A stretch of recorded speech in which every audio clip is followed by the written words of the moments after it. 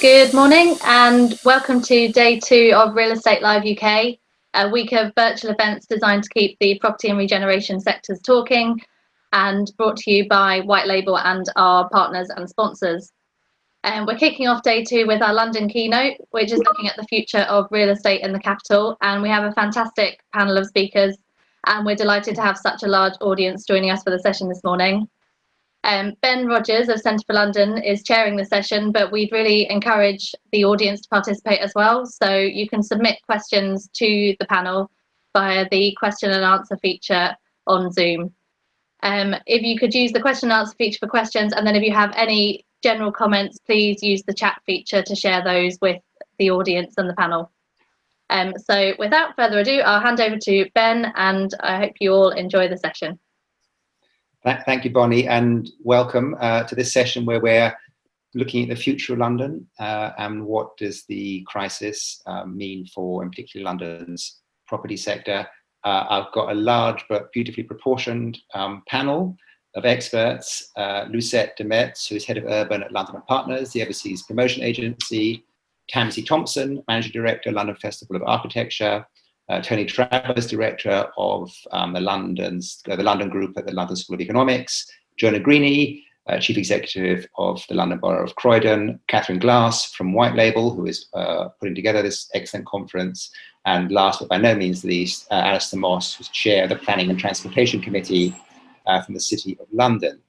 So I'm going to ask them all just to speak for no more than 5 minutes. I'm going to sort of, well, I can't quite throw myself at their sort of knees, or but I'll do the virtual equivalent of that if they do more than that.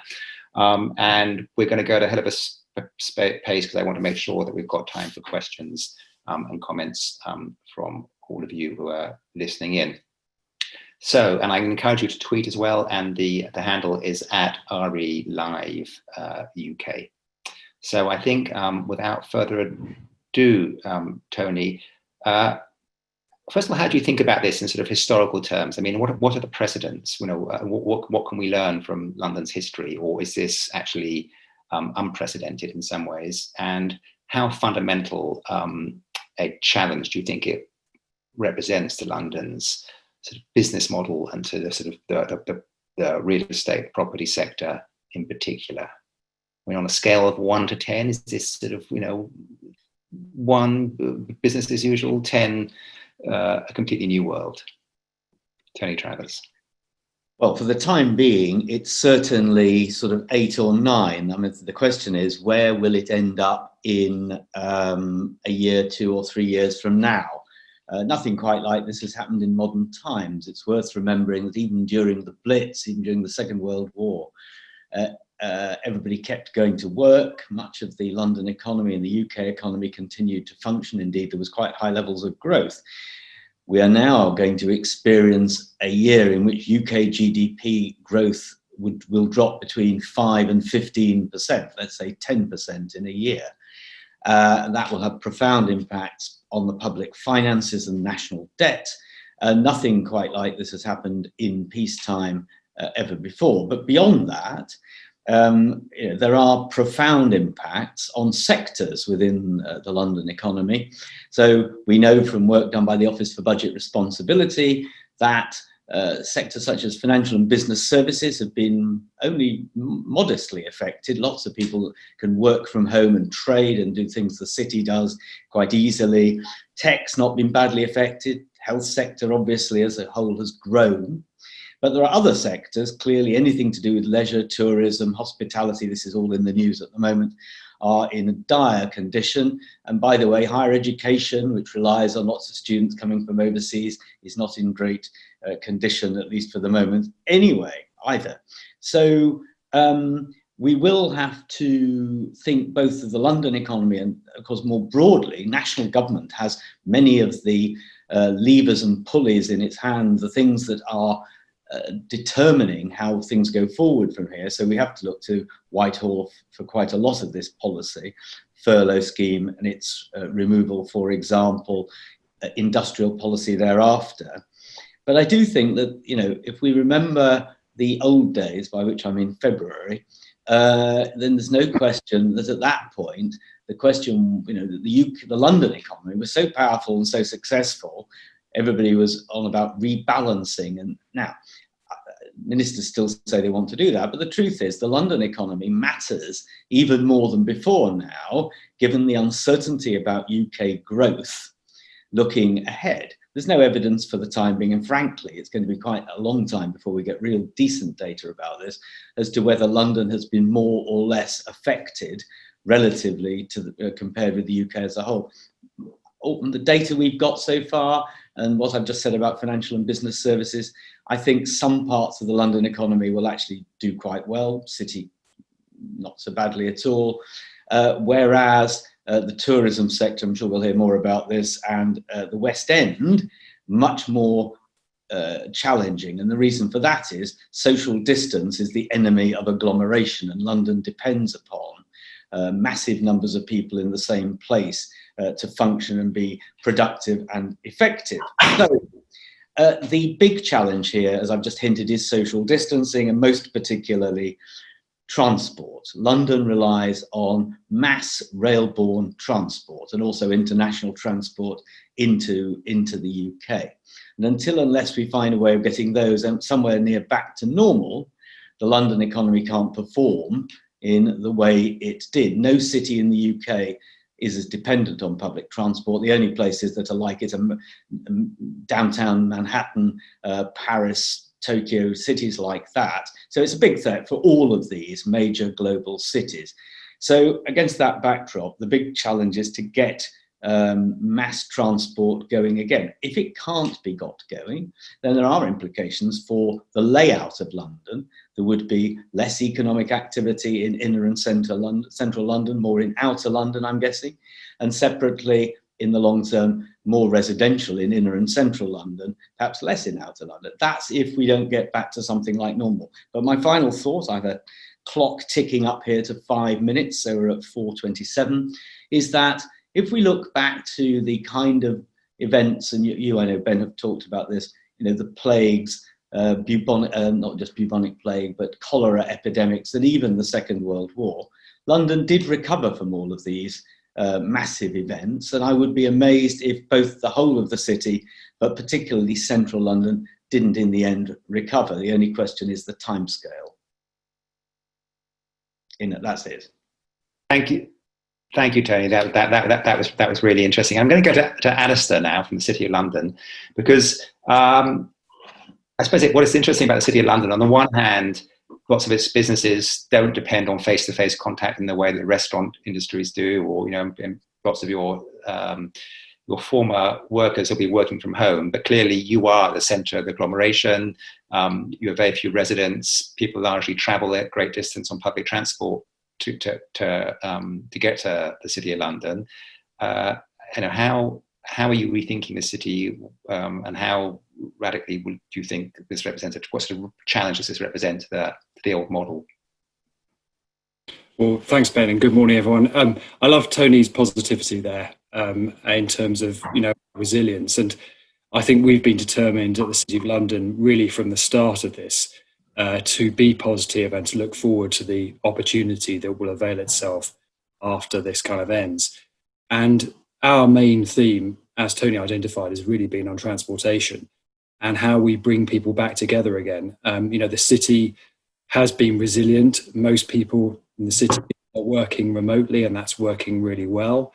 Productivity has not declined massively, but we do need to come back, and we need to allow people to reimagine their journey in. There's 550,000 people coming to the city each day. Most of them, around 70% or so, are coming in via major rail termini and things over 10 kilometres. So active transport for them, cycling or walking, isn't the entire solution. And, with the square mile, what we can do is we can make sure that the space, their kind of last mile, so to speak, it may not technically be a mile, it might be more, might be less, is one where they can socially distance and feel safe. They can feel safe from other people. They can feel safe in that the roads will be safer, and they can feel safe with better air quality and things. So basically what we've done is we are accelerating now at pace our transport strategy. which we anticipated we would be doing over probably the next 5 to 10 years or so. We are now implementing measures which were kind of pipe dreams really now in the next few weeks. And, you know, it's really important that we do that to project that positivity. We're obviously lobbying government and TfL in relation to the wider reach of transport there. But if we play our part in the local scene, then that I think will be a major benefit. I think it's important to emphasise because, you know, this everyone will be returning to central London in a high state of alert, with different methodologies of how we work together in the internal space and the external space. So, you know, we're going to need to be kinder and more compassionate to each other. We're going to have to take more time and plan ourselves around how we interact. And part of that, I need to emphasise that there will be a city and central London, I hope, access for all. You know, this is not about denying people space. So those who need transportation with those needs will not be denied that at all. And obviously all our plans around accessibility, deliveries, etc., are all being carefully thought through. So we don't, with the best intentions, strangle what we're trying to do here. But overall, the message is one of the city being open and safe to come to really in the next few weeks. If I can just quickly touch on planning and development, you know, as with other authorities, I've been really impressed with the fact that, you know, planning services have just continued. And, you know, we are holding virtual planning committee meetings. We approved 50 Fenchurch Street the other day, a major skyscraper. And, you know, the planning department is open for business. We're seeing, you know, increased investor and applicant demand. There is a perception, and it's true, that planning authorities are really open for business and on the growth agenda. So that's another strand of the work that we've been working on. So overall, a theme of positivity, but being really on the case to allow people to safely return to the centre of London. And I didn't do that, but I'm guessing it's probably less than 5 minutes. That was 3.5 minutes. Just one question for you very quickly. Oh, hang on, I can hear some background noise. Are you rethinking your planning policies? I mean, are you having new thoughts about sort of towers, and was it just too early for all of that? I mean, you know, history shows that, you know, in terms of how people occupy space, I mean, my theory on that is that at first people will need, you know, occupiers will need as much space, arguably more. In terms of rationalisation and things, if there are changes in sectors, then the city's like a sponge. I mean, you look at, you know, 10 years ago or so, the fintech and other occupiers in there just weren't there. So we would hope that by being an attractive destination, remaining there as a financial centre and business centre, that we will just absorb that extra stuff. So, of course, we're alive, though, to what occupiers are going to need and want.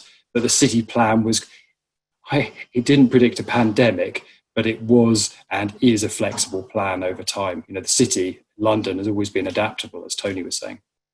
Okay, excellent, thank you. Joe Negrini, Chief Executive of Croydon. This is your chance, Joe. You can steal that business from the city. You're less dense. People can walk from their homes to the office. Your local economies are going to blossom. You must be excited. Very excited, Ben. Good morning, panel, Ben, and everybody watching on the. Yeah, Outer London's going to finally have its day, I think. I mean, I just want to pick up on a couple of points around what's actually happening in the centre at the moment, the centre of Croydon. Throughout the whole pandemic, you know, many of our construction sites have continued to develop. Our planning applications, we're probably about 10% down, but we've been able to manage all our pre-app applications virtually. So the investment that we put into our digital over the last couple of years has really paid off in terms of being able to not only keep the planning service, as Alastair said, moving forward on a virtual basis, but also virtual planning committees and ensuring that we can kind of continue work in that space. You know, this is what always happens, isn't it? Is that people put in planning applications while they're waiting. We've had a huge increase in prior approvals because everybody's sitting in their homes saying, we need an extra room. So we've been inundated with those types of applications, interestingly, more in the more suburban areas.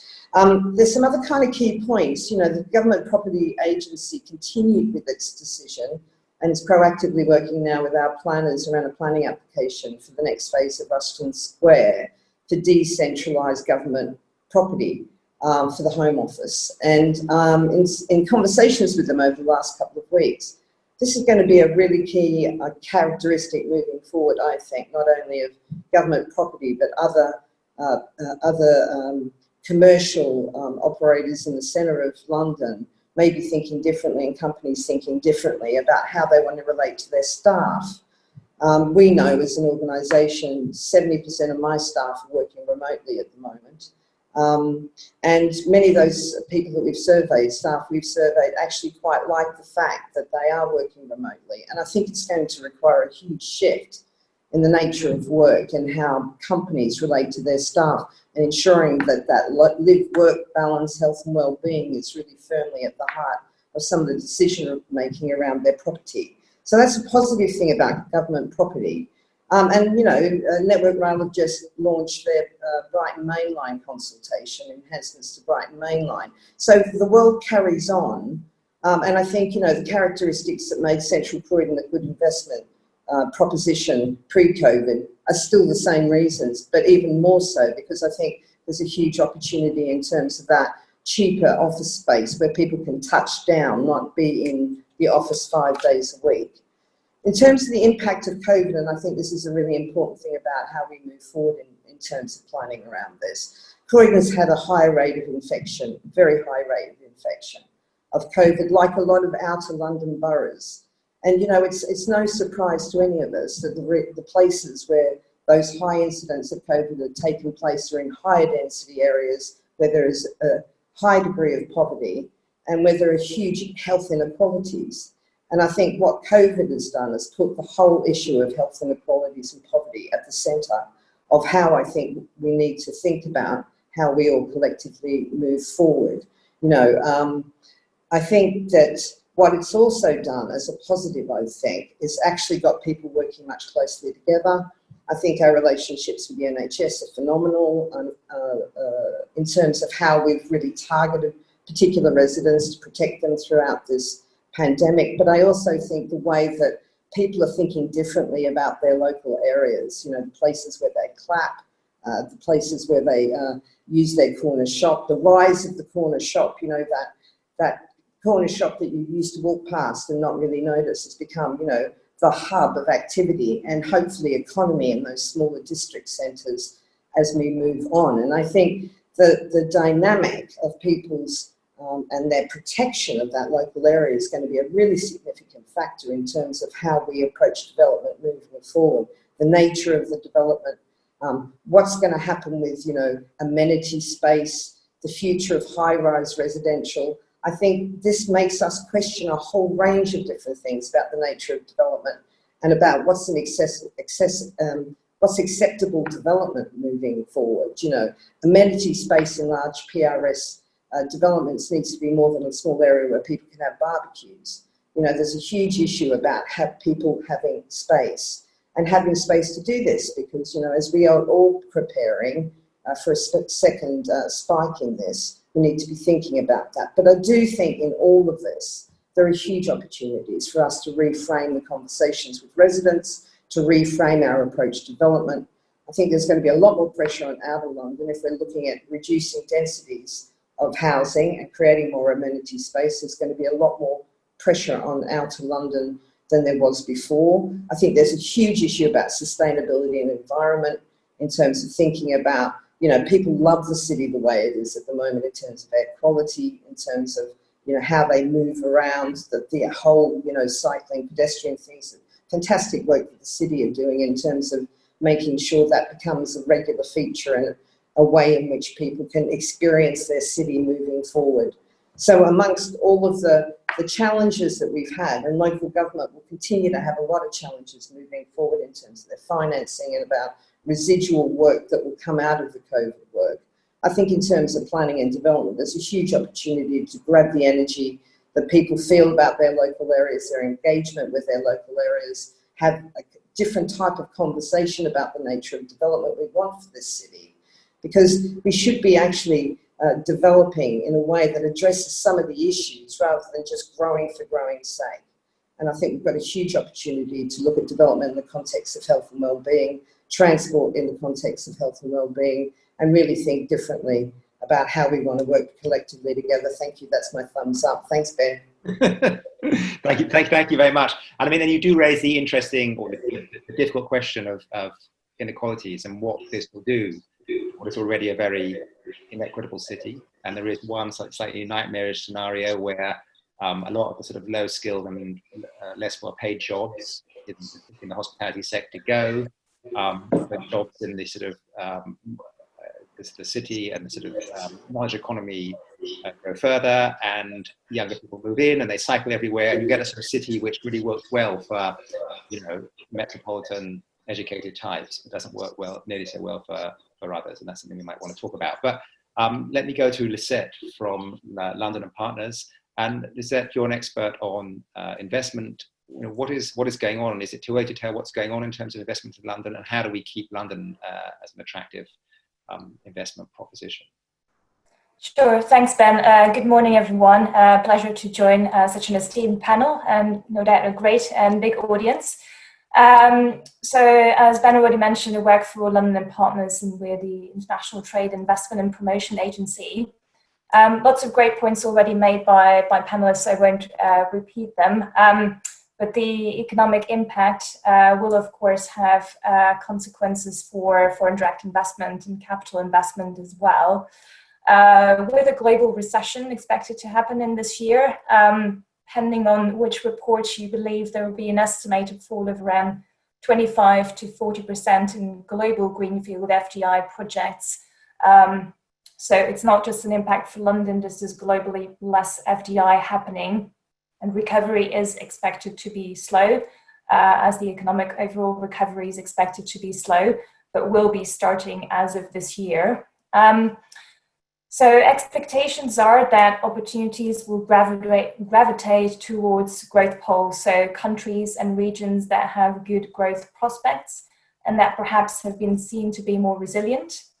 And there's also an expectation that some of that growth will primarily come from emerging economies, and particularly some of the Asian markets that have perhaps been better at containing the virus. And that's just not just in terms of attracting FDI, but also in terms of being a source market for FDI. And I think that's something to be important for us to be aware of in terms of where the FDI will come from a regional point of view, but then there's also from a sectoral point of view.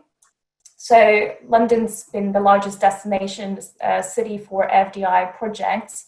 And yes, we do expect to see a drop, and we are starting to see an impact on FDI.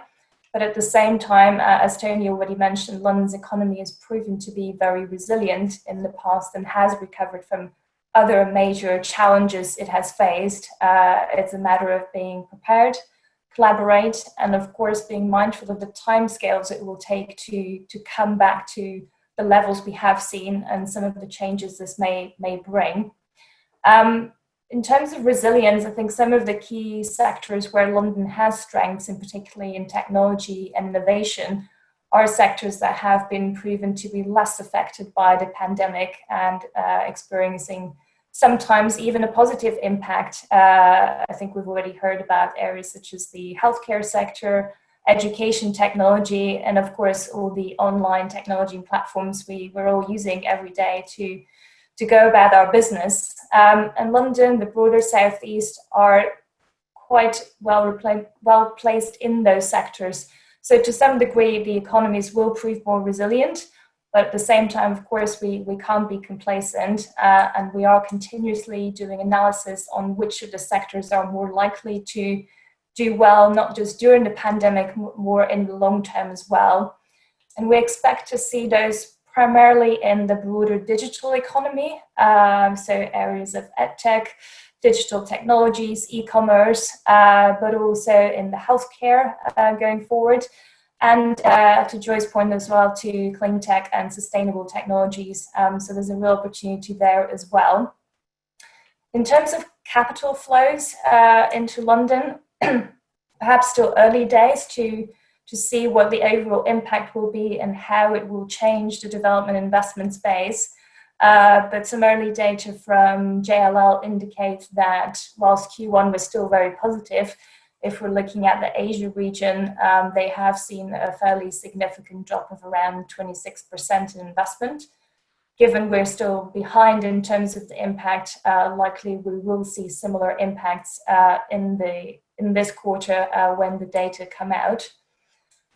In terms of how things may change more in the mid to long term, I think Joe's already mentioned some of those. Place has become a much bigger part of people's lives, not just in terms of how we use our own residential spaces, but also the value we place on our local communities. And that may well have an impact in terms of how and where we develop.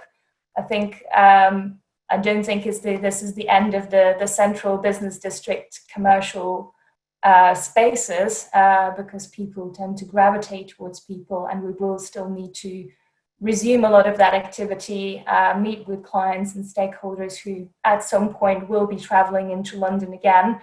But we may perhaps see more of a distribution and probably more flexible working and space use going forward. So I think developers and investors, like many other businesses, will need to adapt and respond to that, which may well, of course, see some great opportunities for outerlying areas of London. Just briefly as well, in terms of our response to the recovery, I think I've got about 1 minute. So I'll just briefly say that outside of obviously pivoting towards sectors that are going to see more growth for FDI, I also wanted to pick up on the point that Tony made, I think, around the recovery of sectors such as culture, retail, leisure, which have seen a very significant impact from the pandemic and are to some degree, at least in the short term, less resilient. And I think to enable us to recover and continue to attract investment, we do need to focus on stimulating that local recovery. And to that extent, we have created a city-wide alliance to restore consumer confidence, which many of the panelists will probably already be aware of, and happy to pick up on that a little bit further as part of the further discussion, as I'm sure I've filled my time for now. But the reason why we think that is important is not just because they are a key part of London's economy and create lots of GVA, but also two more important points is around the fact that they disproportionately employ vulnerable Londoners. So there's a risk of higher inequality if these sectors don't survive and thrive again. But secondly, as well, from a global competitiveness point of view, because they underpin the uniqueness and the attraction of London on the global stage as well. Yeah.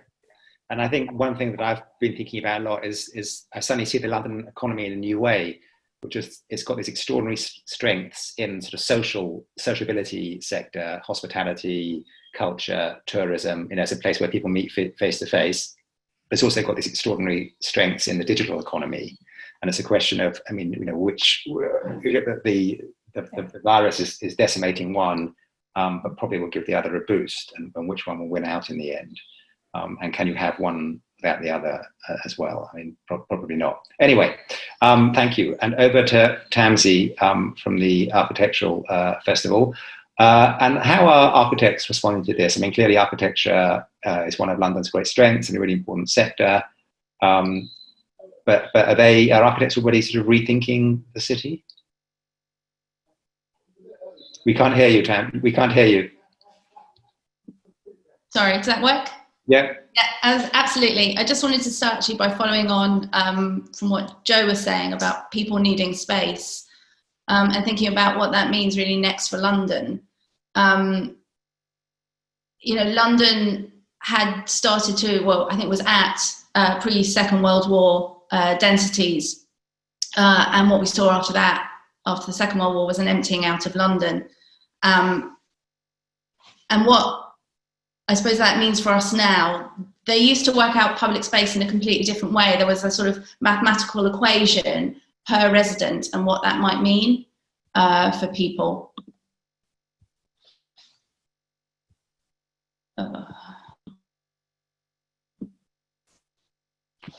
Can you hear me? Yes, yeah, sorry. Yes.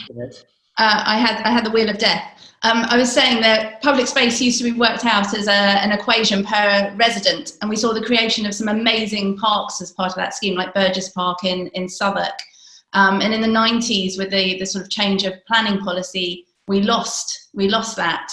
And as we now increase in densities within our cities, I think there's an opportunity to review that. And COVID has, I suppose, highlighted that need for space and perhaps created that opportunity for thinking again. I think specifically the role of architects, well, obviously you need the right design, you need good design to create those right situations, the right conditions for people to live their lives and to achieve better public outcomes. In the short term, you can deploy all sorts of simple measures, surface dressing, seating, planting, ways of regaining public space. You can create a feel of something which creates a kind of calmer situation, a more healthy situation. You can deploy these things to slow traffic, to create more space for pedestrians, to encourage cycling. And I think this is a real opportunity to deploy what we refer to as tactical urbanism. So a sort of try before you buy. The festival has a long history in that. We actually worked on something with Westminster Council last year on the towpath on Harrow Road, where we tested out different ways of allowing people, particularly pedestrians, to reuse that towpath as something, as a kind of civic amenity. And I think architects are particularly good at that. There's some really interesting work by Deborah Saunt, funded by the 1851 Committee, on cycling and the public realm, on how actually the use of buildings and the design of buildings influences how we use the public space and the timings of the use of public space. There's a campaign by Chris Dyson Architects to relook at the major arterial routes into London and how we can take private cars off them in the short or long term and encourage people to cycle in. So I think this kind of tactical urbanism, this campaigning spirit is very much within the architectural sector and needed now more than ever. I think in terms of the main challenges, well, obviously there's the rules and the regulations and the planning cycles, where, you know, we're seeing in places like the City Corporation, as Alastair said, a real desire to work with those and through those to make change happen. You really need that balance of the politicians, the technical officers and the public there on your side to really make it work. And I think the major fear is that this need to move away from mass transit is going to push people back into their cars and away from cycling and pedestrianisation, and therefore the impact that will have on our city, our public realm and our spaces. And I suppose more so around stations and schools and museums and big offices and places where we have those pinch points. But there are lots of opportunities. You can see other cities, Milan, I think, has announced 35 kilometres of cycleways throughout its city. The challenge for us, of course, is that they only have 1.4 million residents and the average journey to work is 4 kilometres, which is very different to the London context. But I think therein lies the opportunity for people like Joe to create these kind of hyper-local areas for people to actually have shorter commutes, which actually could create better quality of life. And I really like Joe's comment about the corner shop. Was it Napoleon that said we're a nation of shopkeepers? Or maybe this is the kind of the rise of that and the opportunity to kind of commercialise that in a larger way. Personally, I think we've all seen that rise of the independent and how independent businesses have actually been able to overcome things before the corporates. I think I'm at my 5 minutes, so I'll stop there. But just one final point, which I think the major thing is around health inequalities, as Joe said, and around the social inequalities that this can bring. And we haven't all got equal access to public space and good public realm at the moment. And that's the biggest challenge for our city going forward.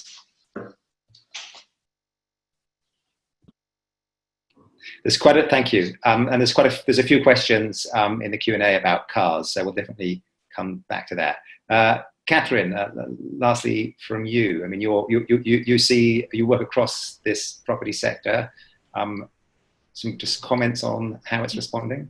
Yeah, thanks, Ben. And hello, everybody. Thanks all for collaborating this morning. That's what we're doing, and that's what this week is all about. And I think many of the comments that have already been made were things that I was planning to bring up anyway. I just want to pick up on Joe's point. You know, COVID-19 has brought us all much closer together, and that's literally in the places where we live. It's in our high streets, and it's a real opportunity, I think, to carry on that collaboration. And what's important right now, I think, is that as we start to come out of the lockdown and this positive message that we're all talking about this week, which is, you know, that London, the UK, is back and open for business. We need to be doing that with confidence, and we need to be doing that with positivity. And we need to collaborate much more than we probably have done before. Now, I think we're all great collaborators. We would normally have all been in MIPIM right now, collaborating over there. And because we've all had to start to think differently, we're now collaborating on this Zoom platform. And there's many, many examples of how this is happening. I think what's important is that we do all work together, and we look at the different strengths that we have, particularly in London. So we've got 33 London boroughs. We work with a lot of them locally. What are their strengths locally, and how can we help to get those local messages back out again, as well as working with Lucette and the team at London and Partners to get that wider message out. London is the shop window to the UK, and you know what we need to do now is ensure that whatever we do, we're working together with one strong common message. Yes, there's going to be more challenges, there's going to be more obstacles, there's going to be some things that work, some things that don't work, but actually working on that strong, confident message together, I think will really help us to come out the other side, and the economy will hopefully follow. So I think my message today is very much about how we can bring out the strengths of the different boroughs in a collaborative way. And we see that in South London. I know Joe works really closely with the South London Partnership across the local boroughs up in that area. We do a great piece of work up in West London for the West London Alliance on the Capital West London programme. How can we actually use these programmes and find other ways? And yesterday's morning session, which was about how the UK can collaborate, you know, we had 5 major cities talking about the importance of collaborating. Yes, there is competitiveness, obviously, but it's about realizing what the specific strengths are for all the different areas and promoting those as one. So that's really my message this morning, Ben. Brilliant. Thank you, Katharine. Right, so we've got questions, and I say quite a few of them relate to the future of the car in the city. And we've just done some polling, not yet published, but asking people about how they've been traveling and how they propose to travel. And you see a lot more people are using bikes, and sorry, I've got the rubbish bin outside, it's very loud, using bikes and walking, but others saying that they intend to use their car more and they intend to use their car to get to work in the way that they weren't before. Looking particularly at Joe and Alastair from the local authority perspective, how are you going to sort of manage that? Joe, you first of all, how are you going to manage, you know, what will presumably be a big uptick in car use in the borough unless you make some sort of intervention? I mean, I think we've seen that already. I mean, it was really interesting because most local authorities, when COVID hit, suspended their parking to enable key workers to be able to park free of charge. And it was incredible what happened in terms of people actually driving into the centre of Croydon. And actually, if you kind of look at the traffic at the moment, you wouldn't think there was a pandemic going down the A23. So there's a lot of car journeys, which has also been supported in some ways by local authorities who have lifted restrictions to enable key workers to come into work. But there's a couple of issues around that. One, we can't continue to do that because we're losing significant levels of income at the moment that we need to start making back to pay for our next phase of the pandemic. But also, you know, we need to be trying to encourage people to think really differently through the types of interventions we do at a local level to actually make it easier for people to do things other than drive their cars into work. I mean, all local authorities like the City of London at the moment are putting in cycle lanes, extending pedestrian footpaths. They're actually reducing road carriageway in a number of cases to create that space for alternative. And I think those are the types of interventions we have to maintain and try and make permanent as we do that, to discourage people from doing that. But you can't do that without a clear strategy about transport, about sustainable transport. I mean, there's opportunities. One thing that we're currently looking at is extending the tram network, for instance. There are different ways of creating new types of transport in London, and I don't think there needs to be a thinking around what that kind of sustainable transport program needs to look across the whole city, and there needs to be investment in that. There's a huge opportunity about investing in infrastructure at the moment as a way of getting the economy going, and that kind of public infrastructure investment could be a really interesting platform that we use to actually create the alternatives for people. Alastair, I mean, are your residents and are your occupiers saying they want to be able to get to work by car now because they can't get to work by train? Yeah, I mean, some are, and I noticed in some of the questions there that people are quite rightly saying, well, the safest way to travel in is by car. It's my own kind of personal bubble. It's the best way of socially distancing. But every borough in London is different. The city's different. So, I can speak from a city perspective. We've got narrow medieval streets generally. We've got over 500,000 people coming in a day. Before anyone had heard of COVID-19, we realised we had to be getting a grip on accident levels and air quality in any event. Parts of the city cluster and others were due to have pedestrian priority in them anyway. So as I said earlier, we're accelerating our plans there, but that's very important context that the streets were not able to cope with that kind of motor transport on them all the time. So things like our Beach Street scheme, the first zero emission street, and Bank Junction and others have gone down well because they are a move in the right direction. What's interesting about car use is over time, wherever there have been major world events, and recessions, etc., generally private car use goes down. Now, clearly, this is an exception for the reason I just outlined, but the reality is we simply, certainly in the city, have not got space. We've got 4,000 parking spaces for 500,000 people. So there is nowhere to park.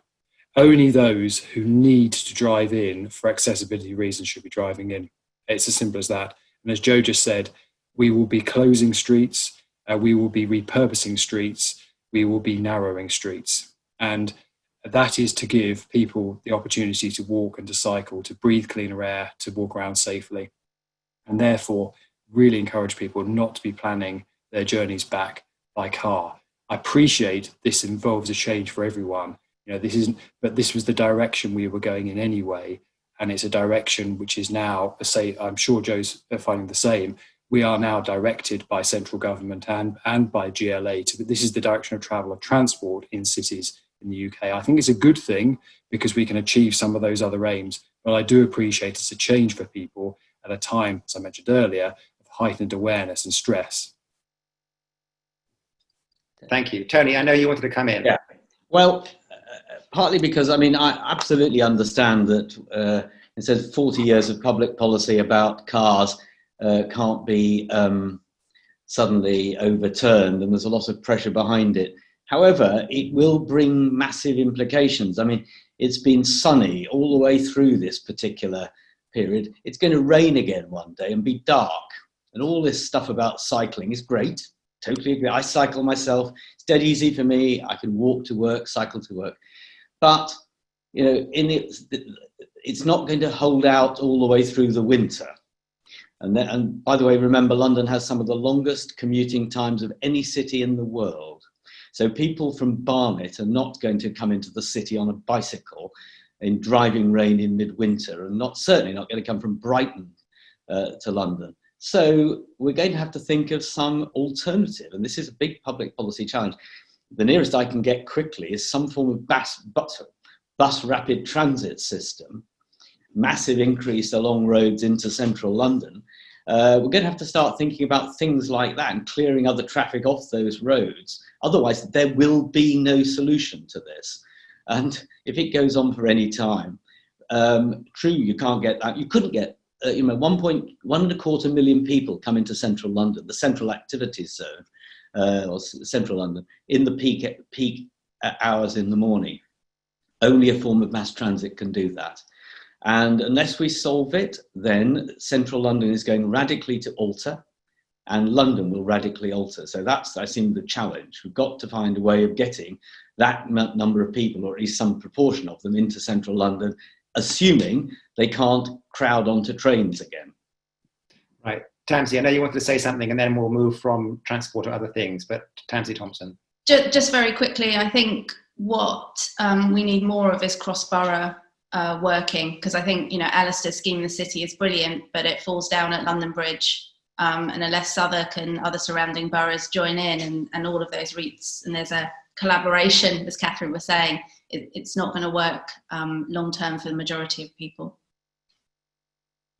Right. There's a question here about do we have to be more flexible in the way that we sort of use existing spaces in the city? Cities are all about efficiency. Is this the time when, you know, particularly we might, you know, you can imagine Oxford Street looking quite sad over the next 4 or 5 years, many high streets, despite what we said about local shops, you know, I think there'll be a lot of vacant spaces in high streets. You know, it may even be the case that demand for office space in central London falls, and there might be more demand for residential space. I mean, Alastair, your chair planning, do we need to be more flexible in the way that we use classes, in the way that we use the spaces in the city? I mean, I challenge that assumption, by the way. I mean, I acknowledge the economic environment is going to be extremely challenging, but I can tell you, speaking personally, I can't wait to interact with my colleagues in the office again. I can't wait to have the retail experience. You know, I can't wait to experience the food and beverage offer, all those things. So, you know, I appreciate that the economics will have probably changed, but the desire of this has taught us that we are fundamentally social beings who interact and have our resilience through personal interaction. So I don't predict I think there will be a huge desire for people to interact again. In terms of, I think, the city's place, I mean, it's been adaptable throughout the centuries as to kind of the types of uses. And I think if there are changes, there will just be different types of business kind of going on within the city. I don't think it's suddenly going to become, you know, this isn't the death of the office at all. You know, it is shown it's the opposite. I don't think we'd have got through this, let's put it this way, without the connections we've made through our previous environment. And we are also creatures of some habit. We do like to return, but I think the theme that's emerging through all this is, use the expression, bringing back better, that we recognise opportunity here and challenge, as Tony says, to come back in a slightly different way. So I don't think we need to be fundamentally changing our planning policy through this, other than to make sure it's properly stimulated for those who want to invest and want to continue business, and, you know, in what will be, as say, a very challenging time. Joe, you've got your hand up.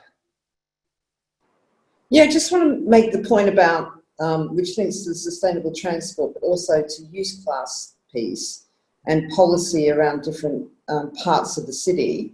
I do think, you know, Ben, you've written about the importance of outer London and the role that outer London could play. We keep talking about how do we get people back into the city.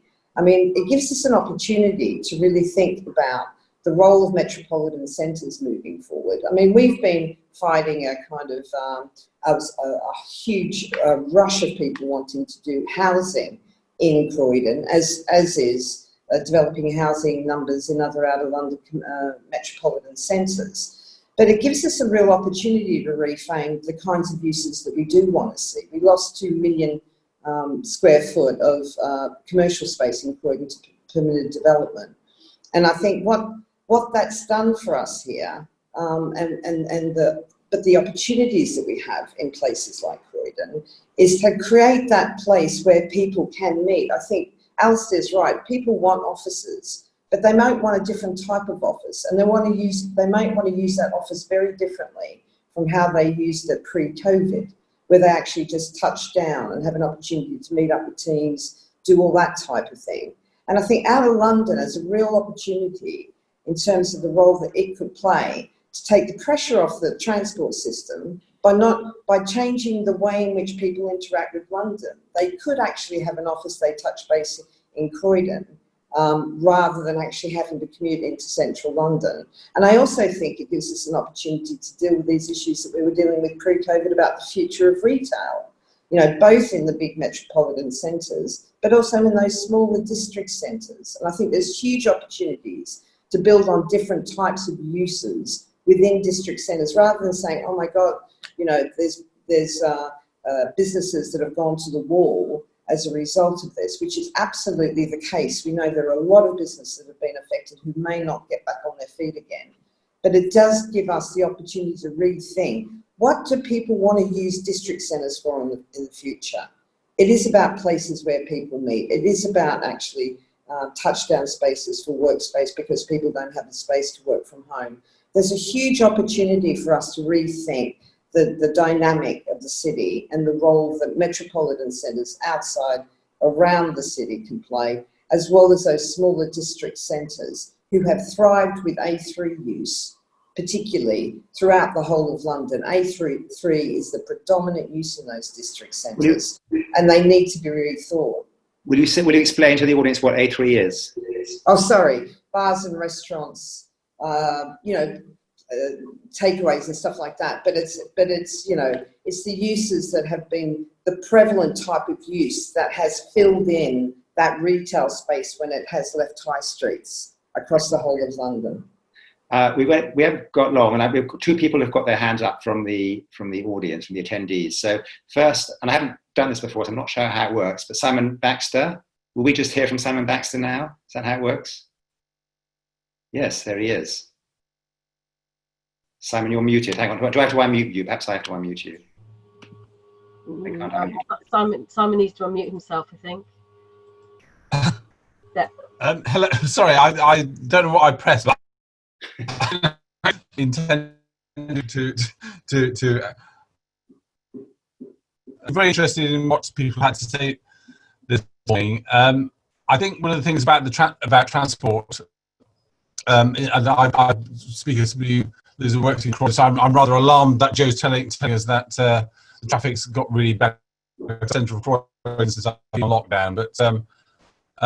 But I know our organisation is very much looking at working less in the office, still having the office, using it in a much flexible way than I would be interested in whether or not what can be done about the issue around cycle parking and cycle security in cities, because I think talking about the routes, but where bikes get left and where they are. It's a very bad line, so I'm going to take that as a question about cycle security, cycle parking, if that's okay. Great. And so there's a question about then sort of cycling and cycle security. And a question particularly, I think, for Lucette, and somebody's asked, what can we learn from other cities? Are there other cities who are promoting themselves really well, attracting inward investment, or more generally to all the panels, are there other cities, Tamsie's mentioned Milan, are there other cities that we've got lessons to learn from? Well, it's always a good time to look at what other cities are doing, and I think we've seen that pre-COVID as much as during. I think the interesting part, of course, this is a global pandemic, and pretty much everybody's struggling with the same challenges, particularly if they are large and dense cities. And it was interesting when I joined the opening panel yesterday as part of this conversation. I was quite struck by the fact that this was just across the UK, but that all cities have very similar approaches in terms of freeing up space for more walking, cycling, active travel, trying to avoid cars coming back en masse into city centres. I think somebody called it a park and stride, which was an interesting move away from park and ride that we've previously seen. And from what I've seen, other cities like Paris, Milan was already mentioned, Lisbon, and even some US cities, remarkably, are starting to look much more at active travel and uptakes of cycling. I think the challenge that we're all facing, and to Tony's point, probably isn't really a silver bullet solution, is cities that are dense and have a lot of people living in small spaces do need some form of mass transit to be able to move around again. So I haven't seen anybody come up with the best solution to solve this challenge, but I do find it interesting that we're all moving in very similar directions. Huge emphasis on sustainability, huge emphasis on how we can make the cities better and build back better. I think that phrase is coming through loud and clear across the board. But it'll be interesting to see. Yeah, we are in summertime. We've got a very good spring and likely to have a very good summer across most of Europe. And that means we're all wanting to walk and cycle and be outdoors, and it's great. But how do we then cope in the winter time? I think is perhaps an area where many cities will need to talk to each other more. So I don't think there's an obvious solution, but we definitely do need a solution, because otherwise we will be continuing this home working for quite some time to come. Right. Tony, you want to say something? And then I might ask just Joe about the whole cycling and walking thing. I mean, particularly cycling. Is it still just a predominantly sort of middle class, white men in lycra in Croydon, or is it becoming more common? But first, Tony. Well, and just in terms of the short-term response, I mean, because a lot of what we're trying to do here is to spread people out and yet maintain the total number of people who use centres. And there are various ways of doing that I can instantly think of. Bus rapid transit, potentially taking more road space in and out of the city centre to get more buses moving faster along them. But actually within centres, and Lisa Taylor, I noticed on the chat, has been asking about this, you could, what other cities are doing to answer that point. Paris, I detect. We're going to have to use pavements and streets in places like Soho, this will go down well, for tables and chairs and people spilling out on the streets, which will create a great degree of upset amongst some residents, but there we are. And we're going to have to think about things like using streets and pavements differently for a while, because that allows people to meet in an extended way, particularly in the summer. This won't work so well in the autumn, though I can see somebody at some point is going to suggest making summertime go a bit later into the year. That would get some extra hours of daylight for traders in the late autumn or mid-autumn. We're going to have to think things like that in addition. So some temporary planning changes to create space so people, and of course, perhaps early and later, restaurants allowed and bars open later in the evening, for example. All of these things together would create more space. Okay. That's what we've got to do. That's very good. So we've got basically 2 minutes left. So I'm going to ask Joe very quickly about the sort of cycling point. Is it just still a sort of men in lycra in Croydon, or is it changing? No, we really want to encourage more people to actually get on their bikes. I mean, it fits with the whole thing around health and well-being. And I'm not commenting on men in lycra this morning, Ben. And Alastair, are you happy with the idea of people eating out on your repurposing your pavements and your roads and having messy, the city doesn't like mess.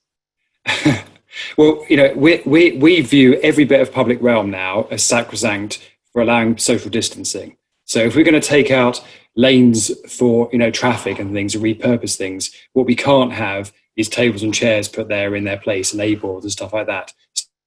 Tony says that might be in the medium term something we can do, but we're not about to make radical transport changes and then just allow that space to be filled commercially. But what I would say, the overarching thing on this is we're not afraid, I think, across London to try and fail things. We realise some of the things that TfL have done already have had to be altered.